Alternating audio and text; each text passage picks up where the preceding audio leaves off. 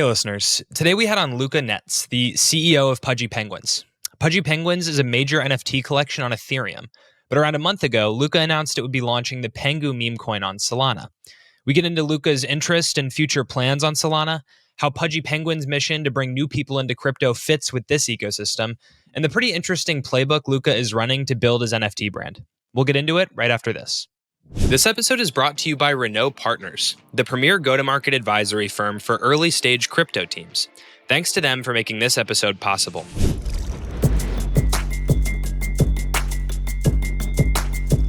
Hello and welcome back to another episode of Lightspeed. I'm your host, Jack Hubenek, alongside Mert Mumtaz, joined today by Luca Netz, CEO of Pudgy Penguins, which just carried out the PENGU airdrop on Solana, so we're excited to get into it today. Luca, thanks so much for joining the pod.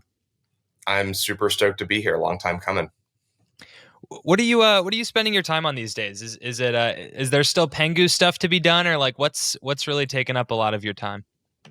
PENGU, brother. I think for us, a lot of what we wanted to do with PENGU, and I want the listeners to hold us accountable. It's the same line of thought that we kind of came into Pudgy Penguins when we acquired the NFT project years ago, which was, I feel like there's this category in meme coins that have huge PMF, an ever-growing TAM. They're going to be absolutely huge. Yet the expectation around meme coins today is it's a picture, on a token and an amazing community. And that's all that they become, and that's all that they are. And I think that's such a disservice for a category that I think is only going to get bigger.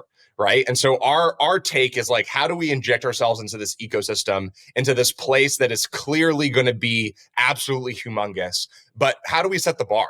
Right. So the idea with the NFT project and when we bought Pudgy was like, there's so many things that people were selling people on this idea of this next generation brand, but they never really fulfilled it. And so some of the obvious things just weren't there. And so from our perspective, it's like, well, meme coins on their face, really should be striving to becoming cultural phenomenons. Like that is the peak of where I think a meme coin can go. And a cultural phenomenon is not to be underestimated. I mean, this is something that permeates, throughout culture, throughout the world, throughout the ecosphere and the echo chamber that is the internet, and impacts and resonates and touches hundreds of millions and in some cases billions of people, right? But to do that and to accomplish that, there's really two paths. I think right now a majority of people in the meme coin space are taking the path of luck, right? Which is like roll the dice, throw it out there. Let's see if our community galvanizes, if the price goes high enough. And ultimately, there's a small percentage chance that we can break that barrier and transcend into becoming a cultural phenomenon. Right. The other side of it is, I think, kind of our approach, which is like, look, like there's actually a playbook to becoming a cultural phenomenon that is, putting the product and the IP in as many places as possible. That's partnerships. That's, transcending culture via movies and TV shows and gaming. That's embedding yourselves in the hubs of things that are relevant. That's being nimble and catching trends and making sure that your IP and that your character's on top of those trends, and really trying to bring operational excellence to a category that I think ultimately, will only benefit from that type of initiative. And hopefully we set the playbook for that, because if there's a 100 people building like how Pudgy Penguins is building, in that spirit and in that mindset, then ultimately that is hundreds of millions of people that are being Trojan horse into crypto in a way that I think we've never seen before, right? One that's predicated on invading their hearts and minds, not necessarily invading their financial aspirations, right? And one, I think, ultimately yields a different type of holding behavior, a different type of galvanization and fandom that I think only creates chain reactions and network effects that I think are really unparalleled to most things that we've seen before. And for reference, I think there's been two cultural phenomenons up until this point within the crypto token landscape. I think the first one is Doge, and I think the second one, you have to give credit where credit was due, to Apes and the Apecoin, when that time was there. Now, naturally, I think Apecoin wasn't positioned the right way, right? It was a utility token. I think if it launched positioned to like what a lot of what you're seeing on Solana today, which is like character, memetic, here's a smaller point of entry into our ecosystem, I think it would have done a lot better, which is very much the positioning of PENGU, right?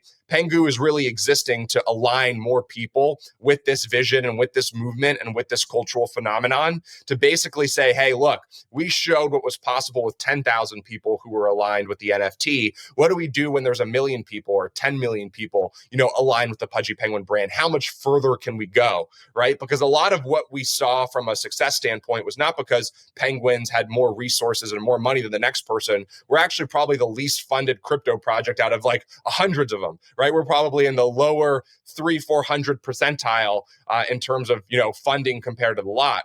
What we really did better than most was we galvanized this nucleus of aligned holders and pointed them in directions, right? Whether that's smacking the Amazon algorithm and becoming one across 20 categories, which ultimately forced Walmart to put a pallet of Pudgy Penguin toys and products in the middle of the world's biggest retailer during Q4, or whether that's smacking the Giphy algorithm to get everyone to share these GIFs to create a chain reaction that ultimately is giving us 300 million views a day, just on that one platform. And so how do you do that? But this time magnified with all of these holders that are ultimately aligned through these tokens. My last point to this before I stop the ramble is I think tokens are really alignment, right? Like how do you galvanize a group of people, better than aligning them with financial incentives? It's nearly impossible, right? But that power, right? That is a force of nature. And that force of nature, I think, can be harnessed better, right? And our goal at PENGU, at Pudgy Penguins, and ultimately our thesis around PENGU was like, dude, Solana's got the best community in crypto. These guys are rabid animals. They just go, they're like dogs, right? And so how do you harness that? How do you harness that fervor, that hype, that energy, and really bring that around something that hopefully pushes barriers and breaks boundaries and just puts crypto into the hands of more people, across the world. Dope. Well, we can end the podcast there. I think that was all we needed for the day. Well, so I have a few thoughts on this, but obviously the Penguins are very handsome folks. And actually, fun fact is they were my first NFT on Ethereum back when I used to work at Coinbase. I was like, oh, this looks really like cute. And so I bought one. I even bought one of the fast food ones because with the ice cream thing on the top of its head, because that's funny. But one thing I think that's interesting here is over just this past weekend, a lot of new people entered crypto. Now, it remains to be seen if they'll stay. But if you looked at the numbers of some of the Moonshot guys or Jupiter, Phantom even, they're saying roughly a few 100,000 people. And so some of these new folks will be seeing Pudgy Penguins for the first time. And they'll see that, yeah, it's a good community, great art, great leader. But what they might not know is the story of how it was originally kicked off and then how you came in and basically changed the direction of the project. I think that's a story worth telling. Can you maybe walk us through that? Like, what happened there? How did it come to be? What did you see? And how did you bring that to life? Yeah, so in 2021, the three projects to me that kicked off the NFT bull run were punks, apes, and penguins. And I missed the punk and the ape, and I ultimately aped a bunch of penguins. I naturally saw it for the first time at like $100. And my initial visceral reaction to my friends and to the group chats that I was in was the world is going to love this. And this thing is so universal that ultimately I think it has the most opportunity for demand. Now, this is important because you'll hear me talk about this a lot, probably throughout this podcast and throughout others. But I really believe tokens that don't inflate are really, or even if they do inflate, are predicated around supply and demand, right? And so supply is controlled by the holders, how much conviction they have in the ecosystem, right? And demand is created by initiatives that you can kind of initiate, whether that's trends, whether that's headlines like, major, announcements like putting Pudgy toys in Walmart and Target, things like that.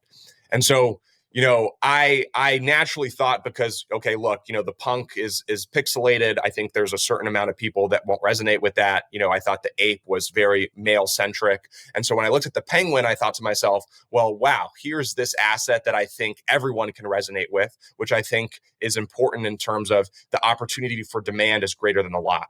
And so I bought a ton. I was a huge holder. And ultimately, while punks and apes continue to do their thing, the founders of Pudgy Penguins, at no fault to them, were AT&T 18-year-olds, and this was their first business. And so they were just tripping all over themselves. In hindsight, knowing what I know now, this is one of the hardest businesses. This is the hardest business I've ever been a part of. And I'm known for being an octopus, right? I made my career doing a lot of different things, right? So I had successful SaaS companies, successful consumer product, right? Worked in the influencer business, the marketing business, et cetera. This is all of those tools into one, toolbox, or I have to pull out all of those tools in this toolbox building this business. So again, no fault to them. Now, there was just FUD after FUD. I mean, everything that could have gone wrong went wrong. I mean, they hatched fishing rods out of eggs, right? Which is like not even normal because eggs usually hatch animals, right? They had minted the little pudgies right before. There was just chaos after chaos. I mean, very few communities in crypto, if you were there, had dealt with the FUD storm that Pudgy Penguins did. Now, this is a really important ingredient because I think FUD and downtimes create conviction and community in a way that I think very few things do. Something to be said about the trauma bond, right? So the trauma bond was very real. Now, it was interesting because the Pudgy Penguin at its lowest point was worth like half an Ethereum, which for most would be like a shining accomplishment. And so what that told me was like no team or nothing that anyone could physically do could end this thing, because people were still buying the penguin and spending thousands of dollars to buy this penguin because they resonated with it. There was something emotionally gravitating them towards this penguin, no matter what the team was doing. And so as a holder, I kept on complaining to the founders. I was one of those distraught holders messaging the founders. There's actually a screenshot on my Twitter of me messaging the Instagram, basically saying like, you guys are idiots. What are you doing? You guys suck. And then I had this revelation one day, which was, rather than just complaining about it, why don't you just step up to the plate and show people how it's done? And so I unconsciously made a bid for Pudgy Penguins for about 750 ETH in December of 2021. The bid got accepted. And I closed on the deal April 4th of 2022. And the thesis around when we closed the deal was, how do we set the bar for what it means to build this next generation of brand in crypto? How do we become the face of penguins around the world so that when you think penguins, you think Pudgy Penguins? And most importantly, how do we become the de facto mascot and the face of crypto, right? And I think all three of those things we're on a steady path towards achieving. And so that's the brief version of the Pudgy Penguin story. I very much think it's the greatest CTO. The Solana folks have coined this term, community takeover, in crypto. I think it's the best underdog story in crypto. And it's very much a story of the little guy stepping up to the plate and saying, we're going to show how it's done. And when you look at this story, the most important thing that I want you to look at when you put on your glasses and you observe the Pudgy Penguin is, I want you to observe how much we did with how little we had. And I think that's the most important part of the case study, right? Is not only did we come in and save this thing and basically step up as a community and take over the Pudgy Penguin, right? We did it with 500 grand in the bank in the midst of a black swan, multiple black swans, with royalties going to zero. And we basically earned and fought every step of the way to get to where we are today in a way that wasn't easy. We didn't raise any money from community ever. Right? We raised one seed round from venture, which was $9 million, which again, I can name you 50 NFT projects that made more than $9 million. And we got up until this point, where we are today off of the backs of that, which I think is the most impressive part. Everybody knows there's a massive shortage of top senior marketers in crypto, and teams are constantly struggling to get their go-to-market done right. Renaud Partners is the premier go-to-market advisory firm for early-stage crypto teams. They help top founders tell their stories better and build great non-technical teams. They advise founders on all things marketing, tight brand positioning, community building, social media, and building A+ internal teams. They work with some of the top projects across Solana, Monad, Ton, Base, and others. Renaud Partners has built the most elite network of native crypto marketers globally. They create custom expert teams to support founders with transformative strategy work. Some of the best founders, VC firms, and ecosystem leaders in the business trust Renaud Partners to help their teams expedite their marketing success and catalyze their growth. If you're a founder or a VC looking for support for your teams, I highly recommend connecting with them. You can learn more at renaudpartners.com. Very, very good story. That's why I wanted to ask about it. Now, you are, and I want to get to penguins in a second again, but you also have, as the Igloo in your background suggests, you guys have a parent company now, Igloo Inc., which has other things in the works. One of those is Abstract and L2. How did that come to be? What can you, for people who are newer, what does Igloo do? What's the idea behind Igloo, and how does it fit in with Abstract? Pudgy Penguins, and then PENGU? Yeah, so Igloo's mission is to pioneer the consumer crypto revolution and ultimately create crypto's first ever consumer conglomerate. I think when you look at what it means to build for consumers and to build for culture in crypto, I think this is the company. I don't think anybody can do those two things better than us. And so how do you really complete the stack? So on one side of the spectrum, you have Pudgy Penguins, PENGU, which is this huge top of the funnel, right? Millions and millions, hundreds of millions of impressions every single day, products in millions of homes, initiatives that are continue to break barriers and push the boundaries of what it looks like to put crypto in the hands of regular people and in the hearts and minds of regular people. But ultimately, as you kind of go down that stack, what does that actually mean? And how do you ultimately create a through and through flow that makes sense for the end user? And so for us, we have a ton of products, prior to our launch on Solana that were built on Ethereum L2s. And it didn't really make sense for us to give that value, specifically in L2 land. Like L2s are really predicated around cultural hubs that do certain things really well, better than than mainnet can do, that ultimately harnesses some sort of culture, within that. And so I thought to myself, well, if these things are cultural hubs and community hubs, we have the best culture, we have the best community. Why would I go bring that value to an L2 where all the tech is relatively the same, right? And so it made sense for us to ultimately own that flow and own that user base. And so when we go and put blockchain in the world's biggest retailer, which every toy comes with a QR code that points to an NFT redemption mechanism that brings people on chain for the first time without them knowing, that should be our chain, right? And not somebody else's. And so that was initially how the thought transpired. Now, when you go down the rabbit hole, and we acquired Frame, so it was an acqui-hire basically. So Saigar and crew have been leading the charge in that respect. When we made that acquisition, that was really like the main intent. And then we kind of went down the rabbit hole, which was L2 world. And I thought to myself, oh, whoa, this is bad. And outside of base, right, there's nothing pretty going on here. And I don't look at ZK Sync and Arbitrum and Optimism as L2s. So Mert might debate on this, but naturally as an Ethereum builder, I look at those three things as nucleuses to tech stacks. They want to be the center of what they call either the super chain or the elastic network. And their job is not to drive consumer adoption or to drive cultural relevancy. Their job is to create good tech that is differentiated enough than the other, two or three, and to have people like me build on top of them to go build that cultural relevancy and to push that adoption. So just to be clear, so I look at the only L2 that is worth anything right now is Base, right? And I think Base is doing a great job. Obviously, I think I think Jesse is one of the best builders in crypto. Mert, I know you guys go back and forth, but I think even you would agree that they're doing good work over there, for Ethereum in their own respect.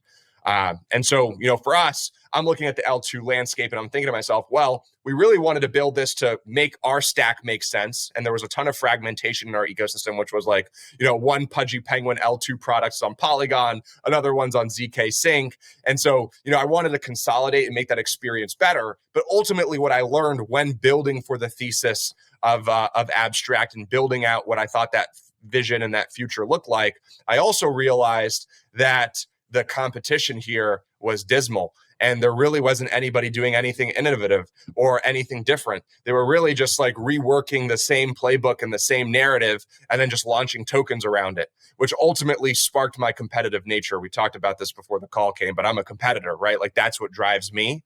And then the elephant on the wall, the elephant in the room became evidently clear, which was like, wow, the L2 race can still be won. And I think whoever wins the L2 race can do something meaningful. Because I do think there's some sort of future in that vision. Do I think it's the vision that I think Ethereum needs to take, and that is the cop out for its scaling solution? No, I don't. Right? But do I think there's something there? I totally think there is. And so from our perspective, now I think we're building something that's really predicated around the consumer experience, where I think you saw a lot of innovation on Solana's actual blockchain. I think where you're going to see a lot of innovation from us, at least from what I think consumer experiences look like, is on the interface layer. So you'll see this in 3, 4, 5 days. But I believe in a consolidated, more centralized interface layer, because it makes obvious sense to me that if I want to participate in an ecosystem or on a blockchain, I should be able to go to one domain and do everything that I need to do on that blockchain without having to go anywhere else, right? My wallet should be there, my trading should be there, my entertainment should be there, my discovery should be there. And a lot of what you're going to see here shortly is predicated around that and the most abstracted experience. So I want to embody, I believe blockchain should be the back end, not the front end. Users should not know that they're interfacing on chain. I think they should just feel like they're having fun, right? And specifically around the EVM, and I'm really inspired by Solana in this respect, which is, the EVM's not fun. I mean, that's why the EVM's in the shitter right now, is because nobody's having fun over there. And so our whole ecosystem around Abstract is like, hey, if you want to go build the next great DeFi application, go build that on Arbitrum. Go build that on ZK Sync. Go build that on Berachain. Do not build that here. You want to build fun and viral and epic, right? Come build it here, right? Because I will give you PMF. I have a machine and a marketing machine and a thesis and a flywheel that I think is super differentiated to most organizations. And so we want to optimize around fun and discretionary spending. You want to go do everything else, there's plenty of other ecosystems that are better than that. And that's a little bit of the thesis around Abstract. Speaking to that innovation piece a little bit, 2023, working as a journalist, there just wasn't a lot of interesting stuff to write about. There was nothing that interesting going on, but I do think Pudgy Penguins was sort of an exception to that rule. You had the Walmart sales, Amazon, as you mentioned. You rolled out Pudgy World as this like Pudgy Penguins webkins. And, I think Pudgy Penguins, to your point, Luca, has really attempted to go beyond just the crypto bubble, which can be an effective place to sell, but there's a limited TAM. So just of all those initiatives, the layer 2, Walmart, merch you've done, Pudgy World, I guess PENGU even, like just of all these different business lines, what has been the most effective for onboarding new people who aren't already in crypto or buying NFTs into the project? There's two answers to this. The first one, directly to answering your question, is the physical products, right? The physical products, I have data that shows that I had, 500,000 people get their first NFT for the first time, right? Like technically onboarding, that would probably be the biggest differentiator, because it's really easy to go and meet somebody in a physical product. They understand it, they can digest it, and then you can kind of move them into a flow. I think the most powerful marketing channel from a touch point and impression perspective is what we've done on the gifts and the stickers. I mean, I tell meme teams all the time this, and I know this is a lot of Solana folks listen to this, so hopefully this gets across to them. The most powerful mechanism for meme distribution is gift stickers, right? It is completely underutilized. Nobody does it because there's no true conversion for it outside of IP proliferation. But if you're in the business of creating memetic characters and ultimately becoming a cultural phenomenon, you have one job and one job only, and that's IP proliferation, right? Making your IP as popular as possible. You can go right now to giphy.com/pudgypenguins, and you'll see a big fat 40 billion views there, right? And that's going up at a rate of 1 billion views every 3 or 4 days. And that is unbelievable IP proliferation and touch points. And what that does is that's really important for people within crypto. It's really important for people outside of crypto, because as they come into crypto, there's something that they've seen before. There's something trusted and familiar, and it has that touch point. I tell people this all the time, but if Pudgy Penguins does absolutely nothing, outside of just making the gifts the way that we're making them right now, 400 or 500 a week, that are getting that much viewership, then I think we have a good case to make to be a top 3 meme coin in the entire industry, because nobody's proliferating memetic distribution like that. And GIFs are memes. You don't use GIFs outside of, trying to get some sort of point across that is memetic in tone in some shape, way, or form, right? Like when you are writing a GIF, like there is some sort of memetic subconscious like point that you're trying to get across.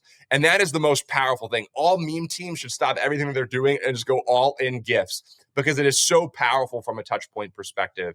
And I would probably expand on that, which is like our content. Our content has been huge. It's been huge for the existing holder base in terms of creating conviction, right? It's been huge in creating outside demand, right? And it's also, and then obviously I think the toys has probably been the most meaningful in terms of direct conversion from somebody going from, hey, prospective toy buyer to on-chain consumer. And your content isn't just on Twitter, right? It's on other platforms that crypto people tend not to use as much. Yeah, Instagram, TikTok. We have a page on TikTok called PENGU, 13, 14 videos, has like north of 500 million views, all about uplifting people. Like, again, when I say we want to be the mascot of crypto, I'm not just saying like, oh, the blue penguin's the mascot of crypto and I'm just manifesting it. Like, I really want to be it, right? Like, I want to represent the space in the best way possible. Like, I want Pudgy Penguins to be crypto's #1 public good. I want to change more lives this year than any other crypto company. It's a huge goal for us. I want to get more impressions. I want to get more exposure. I want to put more products in the hands of nieces and nephews and sons and daughters, right? Like, I really want this thing to be the thing the family can get around, that the East can get around, the West can get around, the 5-year-old, the 60-year-old, right? Like, you got to embody it through a bunch of different facets. And I think one that's content on different platforms, and I think we're like leaders in pretty much every platform on social media in terms of followers and impressions and growth of any crypto company. I think that's important to mention. But the other side of it is like there's channels that most people don't know about. Kind Pengu on TikTok being one. It says 1.2 million followers. You would never know it, but like that is a vertical of penguins that is helping change people's lives. That I think is acting as a public good and ultimately representing crypto in the best way possible. Yeah, that's super underrated advice on especially the stickers and the GIFs. Because that's actually when I used to buy NFTs back in the day, that's what I would look at. I was like, can I meme the shit out of this in the group chats or even in my company Slack? And by the way, unwarranted request here. If you want to collab with swatches, I would buy the fuck out of those watches if you want to make some penguin ones.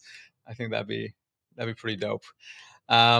Okay, so now what I want to ask is, so you have this vision, you've talked about it pretty well here, and how you think about this and your competitive mindset, future of abstract, all these things.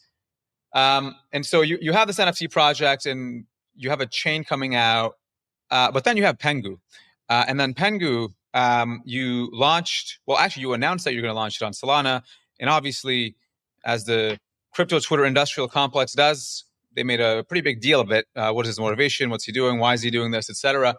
Can you walk us through what your motivation, what your thought process was during that time, and then how it went and what the experience was? Yeah. We knew we were going to piss people off when we were going to do that, right? But ultimately, I think there's a couple things. I think the first one is Pudgy Penguins wants to be the face of crypto, not Ethereum, first and foremost, right? And so I think it's my job to be as present in as many places as possible. The second one is I just believe Solana's winning, and I believe it's going to continue to win. And I think it's important that when you have something like this, that you are adjacent to the winners to the best of your ability. I think the third one is it's clearly where all the users are. And there's a thesis around doing PENGU, and the thesis was simple. The NFT is too illiquid for whales and too priced out of retail, right? The price out of retail part was probably the most important part. The whale part, maybe less important, though. NFT whales can't really put $20 million on your floor because the slippage on the way up and the slippage on the way down is too great.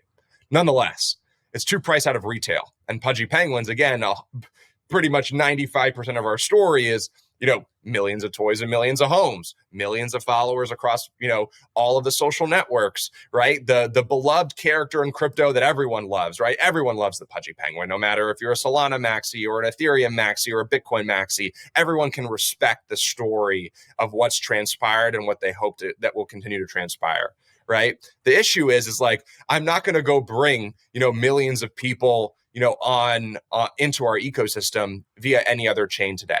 Right. The only chain which opens up the floodgates to those millions of followers, to those millions of toy, purchasers and consumers, to the millions of people that see the Pudgy Penguin NFT every day is simply Solana. It's just going to start and stop there. Right. What it looks like in the future. Hopefully people start competing with Solana and give you guys a run for your money, because right now it's you and nobody else. Right. And I think competition is good. But in this respect, through this angle and this line of thought, that was the most important thing was, again, how do we take our holder base from 10,000 people to millions of people? And Solana seemed like the only ecosystem today to do that. And that's ultimately probably the three reasons that ultimately led us to make us the decision. But I'm going to be frank, I was still on the fence because I knew there was a lot of politics, right? And crypto is about politics. And I think the straw that broke the camel's back was when I started interfacing with the foundation and you. And, I said this in the Bankless podcast a week ago, which will probably be out by the time this gets out. But, dude, Mert's got his own thing going on. Anytime I call Mert, he picks up. I'm like, dude, helping me, man. You know, like we're going through it over here, going through hell. And like every single person on every part of the stack is helping me, whether it's like, you know, Solana Foundation connecting us with the best liquid funds to understand like what is the best way to launch the token, to you know Jupiter and Mert and crew, like how do we get this in the hands of many people as possible. I mean, the claim was insane. I mean, like 8 million wallets were eligible for that claim. That claim was breaking in real time. Mert and crew just put on their fire, you know, in the trench with us. Like they don't need to do that shit, you know. But long story short, like the conclusive decision for us was like, all those three things made sense. You know, there was some sort of like political backlash that we were weighing on like our subconscious on our left side. Then we started interfacing with the people in Solana. I've known this for a while because I think the biggest Chad that I've known prior to me being in the Solana ecosystem was Big Brain, right? So the Big Brain crew, these dudes, I begged 300 venture investors for venture capital money, you know, when everything was blowing up. Big Brain wired me $1 million same day. Like, no bullshit. I had 2 term sheets pulled on me. Like, these guys are Chads. They take me out to hockey. He's like, I'm not letting Solana go below a certain price. He did not let it go below that price during the implosion. You know, like, he's just like Chad, just as Chad as they come, that whole crew.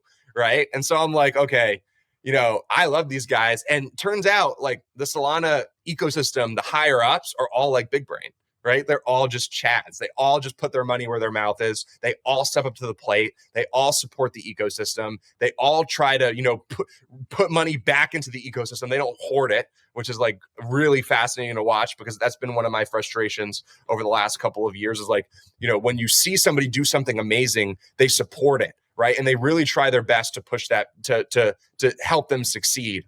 And that's something that I'm really inspired by. That seems obvious to me when you have an enterprise, a blockchain that is worth so much money.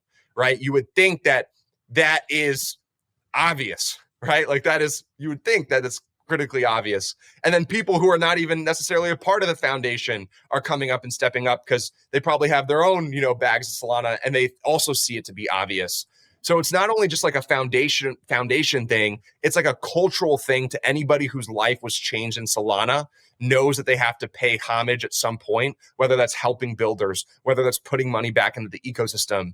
And once I started to engage behind the scenes, it became evidently clear.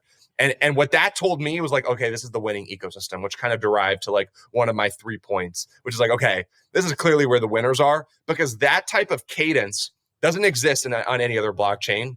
And that type of cadence can't be beat, right? Because builders like myself, top tier builders gravitate towards that. Whether that is the intent of a blockchain and the purpose in which a blockchain is supposed to serve, technically it's not, right? But that's still what's going to gravitate builders, and builders make chains. Chains don't make builders. Builders make chains, right? And so how do you gravitate and have builder? Obviously, a chain can stop a builder from being successful. So there has to be some layer on the chain level that makes sense. But that makes me as a builder excited. It makes me feel valued. And as, you know, corny and soft as that may sound, like that's important, right? Like that's important for me showing up every single day. And so when you look at all the different facets, it just became evidently clear this was the place. And I'm super, super stoked that we did it. I mean, hindsight's 2020. I think we inspired, I wouldn't say it's a joke. I totally say the jokingly, like, we inspired Trump to come over. Right. But I know he's been thinking about this for a long time, but you know, I'm stoked. I think we made the right decision. And I think this is the ecosystem, I think, for things like this. Something interesting about PENGU I didn't realize at the time that the airdrop was happening was how high float it is. So something like 75% of all the tokens are circulating. Whereas like you mentioned the Trump coin, like 20% were unlocked at the beginning and only 10% of that went out to like actual people to trade. So I found that to be an interesting contrast of like people complain about low float tokens, but actually a lot of the PENGU is just out there. So I'm curious about what led to that decision to just unlock so much of the supply. And then also like you've mentioned a lot of things you like about Solana. This meme coin is out there now, and it's a meme coin. It trades like a meme coin. But do you have longer term plans for more engagement with Solana, say a Solana native NFT collection or something like this? Yeah, it's a great question. I think from a distribution perspective, there was a couple things. one, I couldn't come into Solana thinking that I was going to run shit because I ran shit on Ethereum. I think that was really important. So it was very clear that I had to airdrop a ton of communities and give value to a ton of communities within the Solana ecosystem. And I think if I wouldn't have done that, we would be in a pretty bad spot, right? Because this is for the people, by the people. And I'm not coming into a chain expecting you to FOMO in. I want to come and give to you, right? And then hopefully that puts a good taste in your mouth and you want to participate in the ecosystem. Sometimes that can be a pro, sometimes that can be a con. I think over the mid to long term, that's nothing but a pro, right? Because ultimately, if Pudgy Penguins is going to be the mascot of crypto, if it's going to be the face of crypto, if it's going to be crypto's next cultural phenomenon, it needs to be for the people, by the people.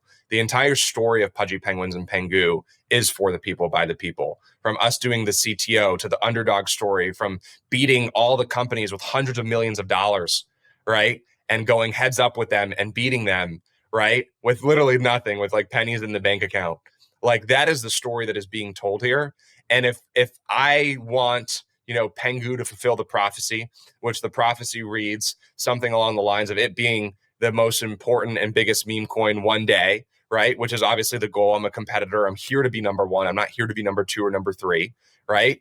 Then I think you have to have that. That's an important part of the story, right? Like that is like 8 million eligible wallets ready to claim. Everyone got a little piece of PENGU. And whether you sold it or bought more or sold half of it, right? We came correct and we did what we thought was the right thing, which is to take care of the people. Now, and sometimes when Trump comes and everyone, goes and buys, swaps everything out for that, like maybe you feel a little bit of pain, but, ultimately, I know this is the right decision. And I can't control what I can't control in the short term. I know this already, right? But I know in the mid to long term, it's all about storytelling, right? It's all about lore, and it's all about what people think of something, right? And nothing makes people think more highly of something than when they took care of them, right? And everyone can say that Pudgy Penguins and PENGU took care of them at some point in time, right? And as we garner headlines, as we continue to take over the space, like we've done many, many, many times before, right? They will always have that positive taste in their mouth, right? And I think that was really important for us, was how do we come correct to the Solana ecosystem, and how do we do this the right way?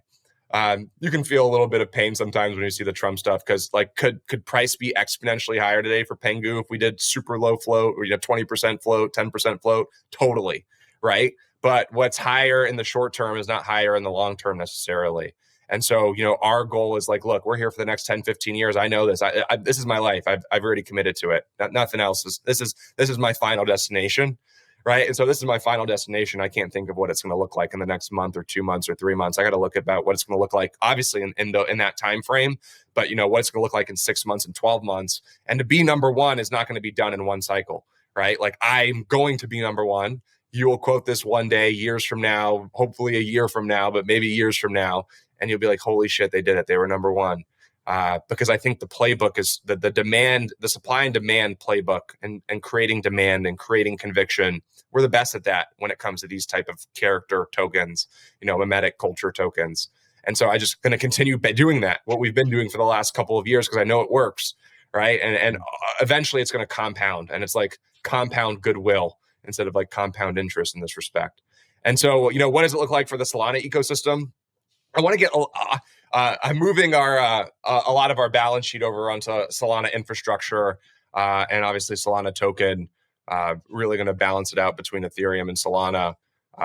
We wanted the little Pudgy bridge is long overdue, so we definitely are going to put some NFTs over into the Solana ecosystem. Just waiting on Layer 0 to get that stuff for us, but I know they've got a lot of big things they're tackling over there. And so, I'm always open. I mean, Mert knows. Mert ever wants to do something, I'm game. I told Pedro, rest of the Solana Foundation, anything that makes sense, I'm super willing. And we're working on a couple of things. I think right now it's just like, how do I insert myself? And I think I need to do a better job. I was pretty burnt over the last couple of weeks prior to maybe the last week, and I had a family tragedy. But, I got to do better. I got to do a better job ingraining myself in the Solana trench culture. Right, I'm in the trenches behind the scenes, but I got to get on spaces and do what I did in Ethereum for all those years.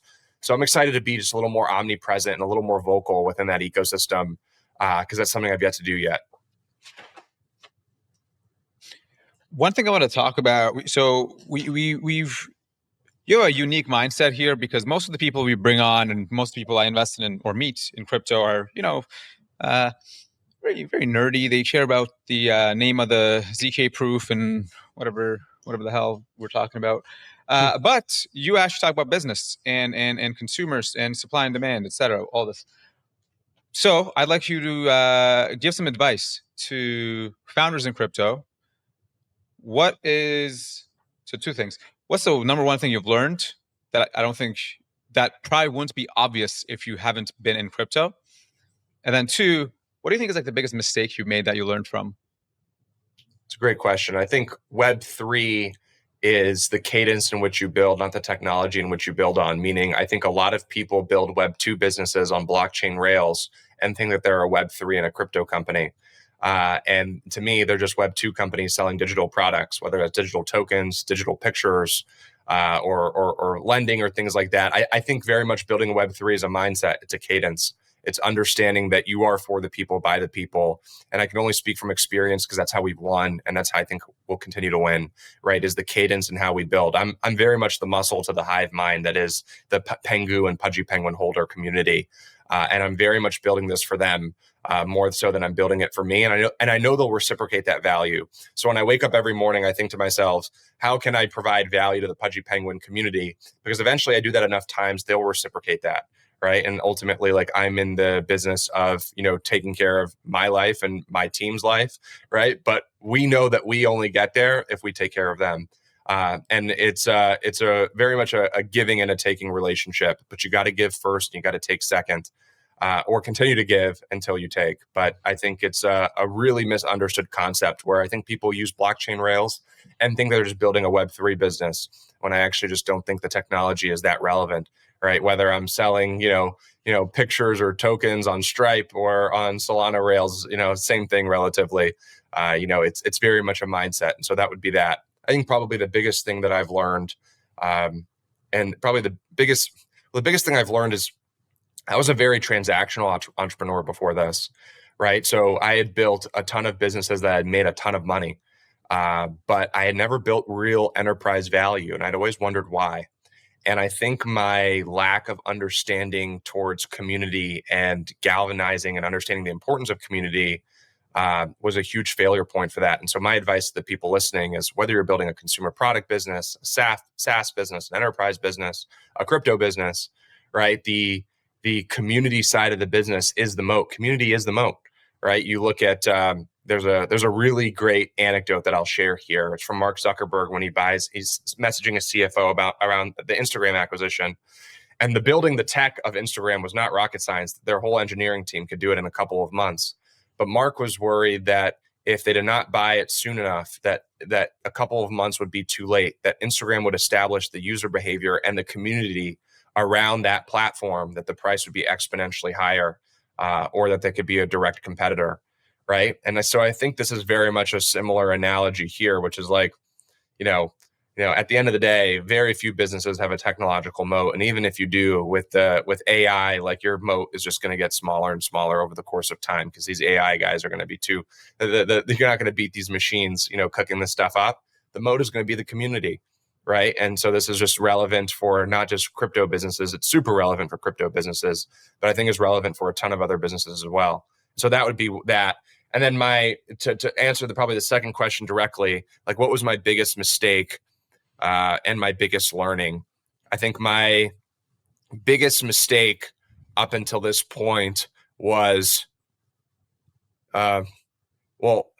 it's both we talked about it earlier. It's both a blessing and a curse. So a lot of people feel the positive side, but most people don't know the negative side, which is the competitive nature.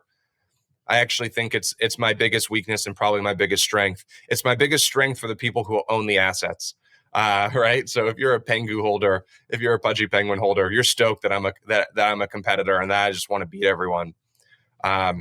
If you're a colleague, if you're a peer, it probably offends you, and it probably puts a bad taste in your mouth around me sometimes. I could only imagine, right? Because when I clock in to work, which is basically when I wake up to when I go to sleep, minus eating and the 1 hour before bed that I try to watch a TV show or a movie, I'm here to take your lunch. And that's just the truth. right? And that can stagnate things, right? Like that can be hard on a personal level and things like that. So, and it's also a lot on my shoulders because, like, you know, winning in crypto when you can't control things is really difficult, right? Like, I can't control FOMC, I can't control, you know, Trump liquidity attention black hole, you know, I can't control. So it's also hard on the heart, right? It's hard on the soul. And so I would argue, you know, anybody who's building here who is competitive probably feels the same way. It's very much a catch-22, a conundrum to say the least. Yeah, I want to zoom out on that business question just to the larger maybe business trend that Pudgy's a part of, which is you had NFTs have this big sort of bubble in 2021. And the question was like, what is all of this for? We're putting tokens on a blockchain, but who cares? And I think one of the answers that came out of that and one of the pivots that a lot of NFT projects tried to take was, okay, well, you have these JPEGs on the blockchain. Now the holders own that intellectual property. And the sort of sexy answer to how NFT projects can make money was look, you monetize the IP. And there's been a lot of coverage of Pudgy in this vein because obviously it's put a lot of work in to monetize the IP. But what maybe gets missed is that it's not the only NFT project to try this. So like Yuga Labs, as you kind of alluded to, has tried to create games and made a coin of its own and stuff like that. And by and large, it hasn't been super successful in a lot of those ventures. So I guess I just want to get your perspective, Luca, on what's the right way to monetize NFT IP and why have so many of those NFT IP plays sort of failed? I think the beauty of, and a huge reason why Pudgy Penguins been successful, and I think this is relevant to a lot of crypto companies. So listen in if you're an entrepreneur or a venture investor or investor in general. I think second mover advantage is huge in crypto, right? And it kind of sucks because I always think first movers should get all the credit. Like I used to think like, I'm the first mover, like I should get all the credit because like the first moving is hard because it's the highest point of critical thinking, right? The hardest part is the critical thinking aspect, right? Going and pushing like pavement and getting a team to go build is not hard, right? Like thinking and conceptualizing the idea is the hard part, right? And I've always like I used to get really resentful because I used to come up with ideas and people used to copy. I'm like, dude, I'm doing the hard part and you're just like taking my idea. But actually the second mover advantage in crypto is huge because one mistake in crypto can be fatal, right? And people don't forget because the financial pain is just like the financial gratitude is immense and the aura is immense. The scars from the pain are deeper, right? And so, you know, if you make a mistake that inflicts a deep tissue wound that leaves a deep scar into people's, you know, subconscious, you know, it's hard to come back from that. And so second mover advantage or even third mover advantage, I think is a huge advantage in crypto. So in this respect, I was able to watch that whole cycle before me because I basically bought Pudgy at the beginning of the bear. April 4th, 2022 was basically 3 weeks of bull before the bear hit, right? And the black swan started kicking in.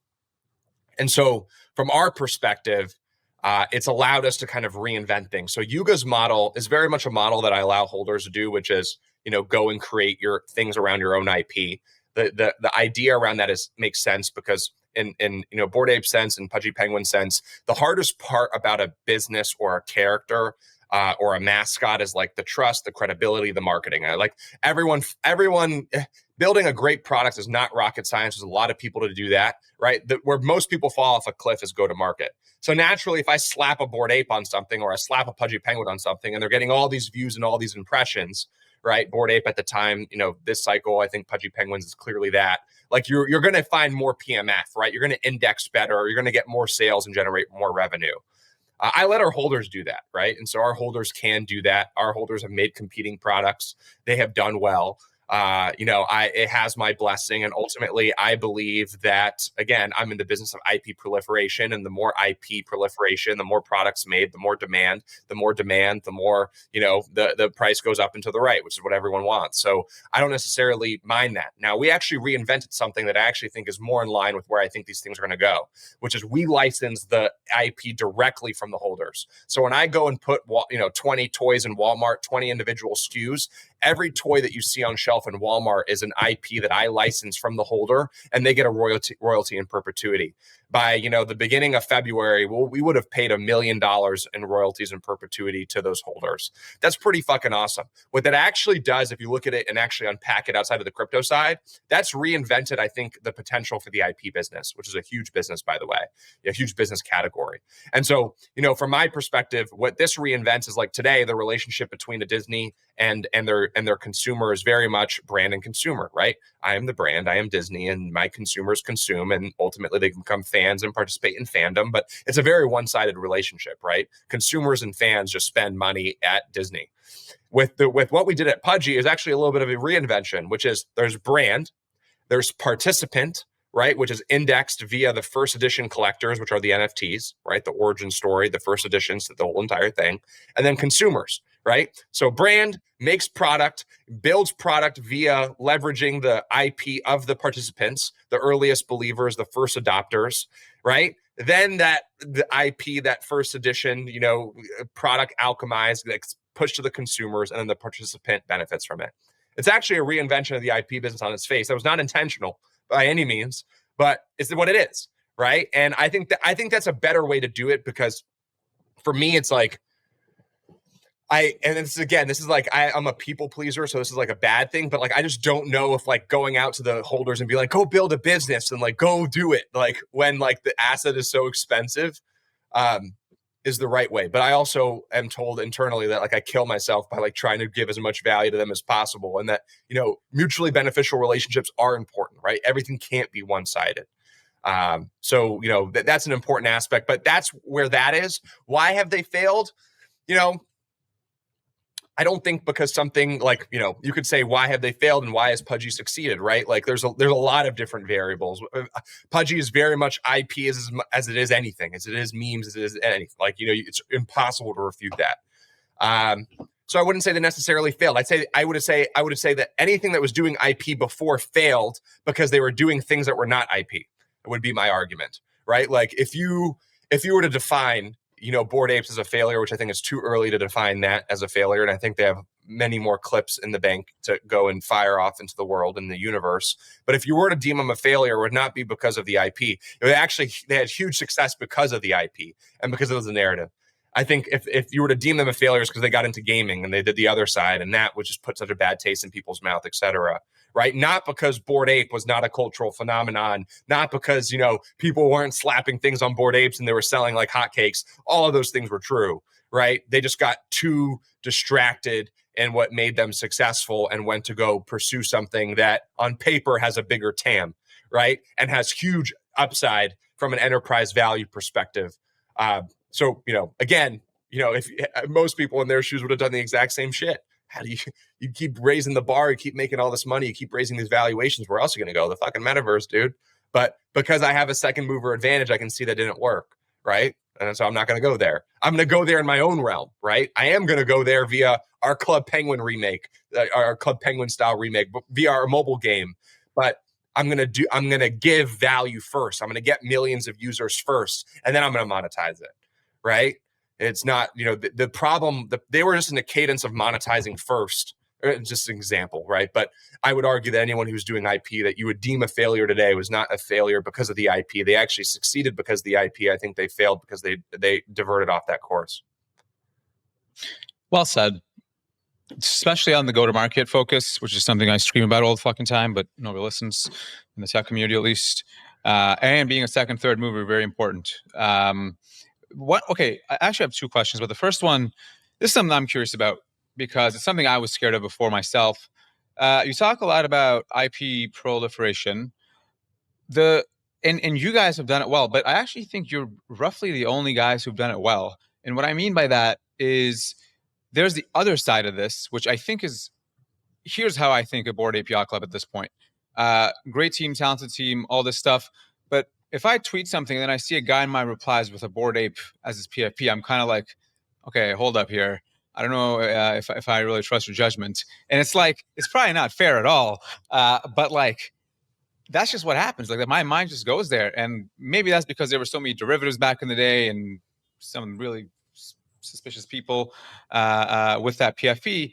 But this actually happens with other NFT projects where it's like, oh, it's one of those guys with that PFP. Fuck that guy. I don't care. I've never had this with the Penguins. Help me make sense of this. Why is that happening? It's the moat, right? It's why I believe that PENGU will be so successful. It's why I believe Pudgy Penguins will be the number one NFT project in the world. Why PENGU will be that is because it's ultimately like if it comes down to community, you have to understand what lunch table you're sitting at, right? Like nobody wants to sit at the lunch table with a bunch of losers. The people want to sit at the lunch table with a bunch of winners, right? And that's why people like Mert, like you're my guy. Like I'll do anything for you, but one, because you helped me, but like, dude, don't underestimate what you're doing for me by wearing that PFP, right? You're a Chad and people are galvanizing around that, you being a Chad, or Brian from Layer Zero, or Alex from Nansen, or all the top exchange guys who are executives there, right? Totally freaking Chad, man, put it on the chest. Vitalik put on a milady. Now I'm gonna be watching Totally PFP like a hawk, man. You can't leave me. You can't leave me anytime soon, brother. Because we clearly picked there's a side that we're on now. So, all fun, all jokes aside, right? But like this is important, right? And you probably wouldn't want to, if the Pudgy Penguin PFP was a bunch of losers at the lunch table, you probably wouldn't want to wear it, right? But you're aligning yourself with really smart people, right? And it's also galvanizing the really smart people to engage with you, right? That are not necessarily maybe entrenched in your side of the spectrum, but are within the sphere of successful and affluent, crypto founders or crypto participants and traders, right? And so, one of the huge reasons why one of the other reasons why Solana was a huge choice for us was because, dude, Pudgies are crushing it on Solana. They've been doing it for a year. I mean, I could tell you the top 5 meme coins on Solana. I could tell you multiple Pudgies that own multiple percentages of those things, right? They are apes in the ecosystem. And this is important, right? Like you want to be a part of that, because if I wear a Pudgy Penguin PFP, I am now identifying with these other people. And now we're becoming friends and we're responding to each other's messages. And maybe I now get the alpha and now I get the access, right?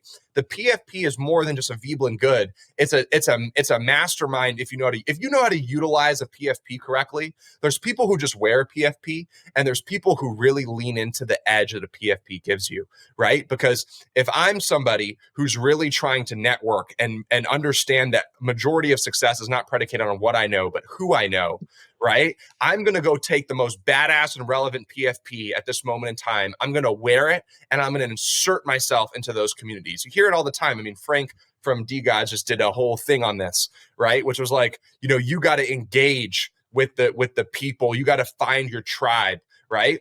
And right now, the Pudgy Penguin tribe, when you see somebody with a Pudgy Penguin PFP, the likelihood of them being a Chad trader, a Chad builder, right, a Chad crypto executive, or some retired whale is exponentially more likely than them being some down bad schmuck who got lucky, right?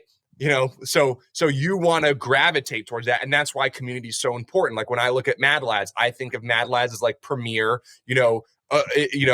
backpacking crew there when everyone left, like they were still there, holding it down for the Solana crew, right? So I resonate that there's Chads there, right? But again, I tell the community this the whole time: we're only as strong as our weakest link, right? So if you're not doing well, like how can we help you do well, right? Because we all have to be Chads.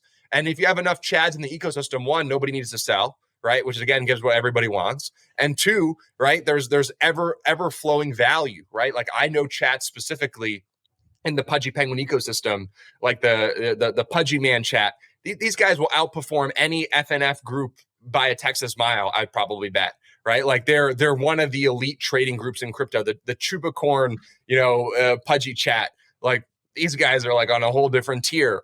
They're probably the best group of them all, right? And that I've seen. I don't know anybody who owns that many percentage supply of that many top tokens than that group. And those are all Pudgies, right? So this is important. This is what makes these communities important.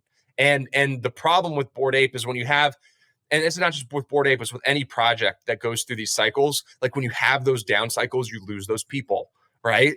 And that is a natural form of the evolution and the natural selection that it is these assets.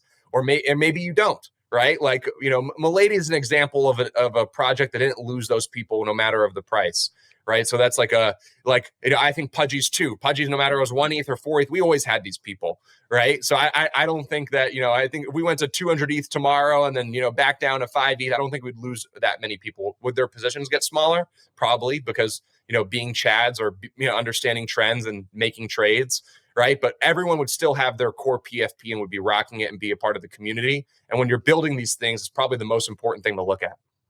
Well, I have one last question. We're over time here, but I like the way you think. So I like your perspective on this one final thing, which is going to be 2025 in crypto. And the way I'll frame this is there's a lot of shit going on, right? The fucking president just launched a shitcoin, and then his wife launched a shitcoin, and then his son and maybe Ivanka, hopefully, sometime soon as well.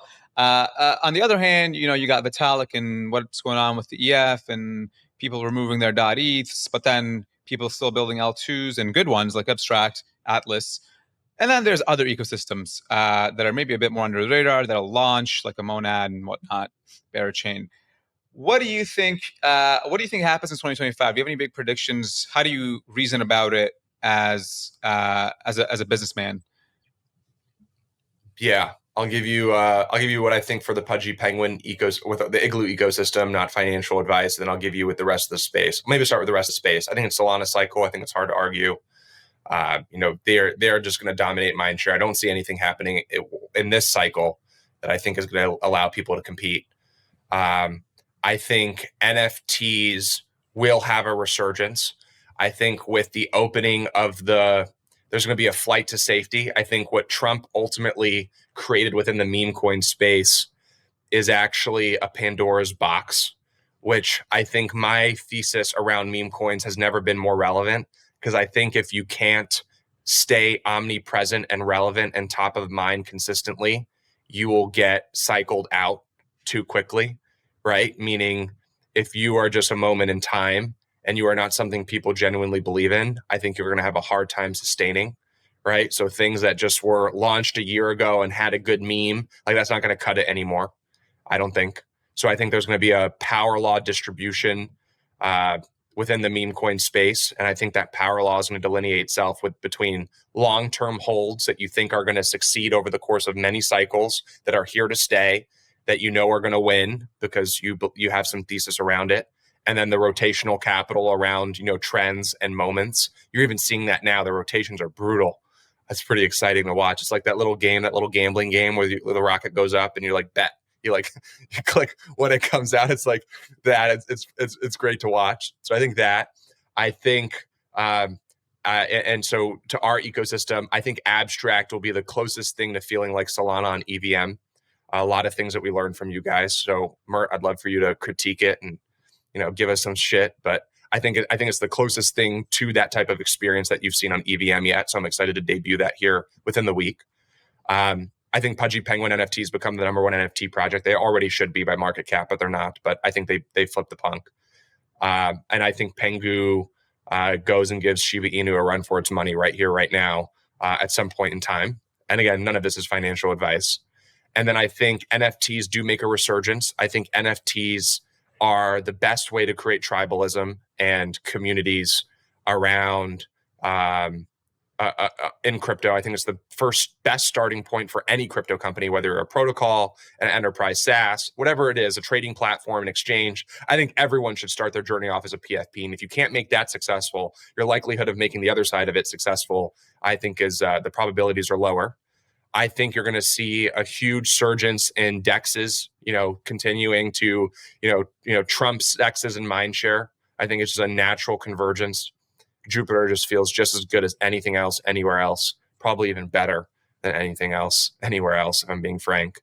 Obviously, you got to get the spread on the fees, a little bit better. I think that's probably the one part from a competitive standpoint.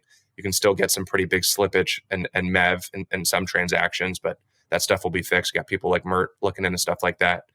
And I trust that bald head any day of the week. And then I think you see probably my last take to this is I do believe in AI and the convergence there. I think people are under indexing, crypto's immutable properties and AI's, the big problem that I think AI is creating in terms of knowing what is authentic and what's not. I think the AI agent stuff is a little overblown, though I think there will always be a market for it and there'll be TAM there that will be ever expanding. I think it's just really hard to say that one singular agent should be worth 10 billion bucks. I think AI infra is the place to go. And that's where I think a majority of the major long-term and midterm bets are going to be won. And I ultimately think that hopefully, Ethereum feels like it has this this fire under their butt, and they start giving Solana a little bit of a run for their money. Because right now, you guys are on an island, running your own ship. But hopefully, Ethereum can make you guys sweat a little, because it only makes everything better. I love it when people make me sweat, right? Makes me go harder, makes me dig deeper. But right now, I think Solana is in a league of its own. So that's my takes. Yeah, good stuff. There's one final question that's been eating away at me, Luca. Do people ever tell you that you look like the rapper Logic? Logic. Yeah. Never Logic. Never Logic.